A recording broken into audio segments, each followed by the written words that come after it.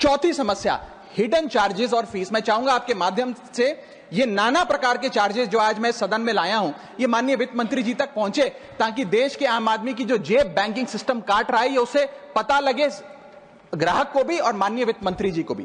पहला, minimum balance penalty. यदि आप न्यूनतम बैलेंस नहीं रखते हैं तो 100 से 600 रुपए प्रति माह बैंक आपका काट लेता है। इस चार्ज को लगाने के बाद बैंकों ने वित्तीय वर्ष 22-23 में 3500 करोड़ रुपए मिनिमम बैलेंस पेनल्टी के नाम से लोगों से वसूले हैं मैडम।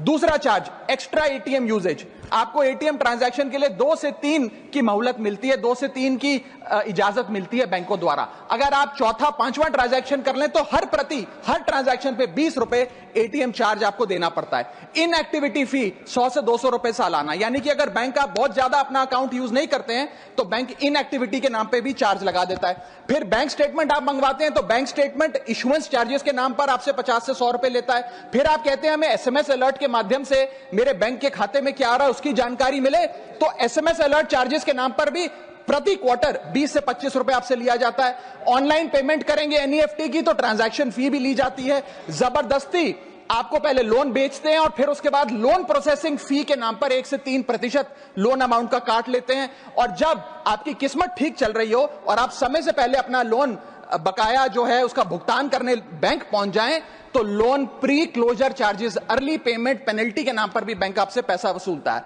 साधारण सा सिग्नेचर बदलवाना हो, नॉमिनी की डिटेल्स बदलवानी हो, उस चेंज पर भी 200 रुपए प्रति ट्रांजैक्शन के नाम पे बैंक आपसे पैसा वसूलता है। और डिमांड ड्राफ्ट पे ऑर्डर बनाने जाएं तो 100 से 200 रुपए प्रति डिमांड ड्राफ्ट आपसे पैसा वसूलता ही वसूलता है। यानी कि कस्टमर्स की जेब काटी जा रही है और कस्टमर्स को पता भी नहीं लगता कि कितना पैसा बैंक इन नाना प्रकार के चार्जेस के चलते आम आदमी से वसूल रहा है।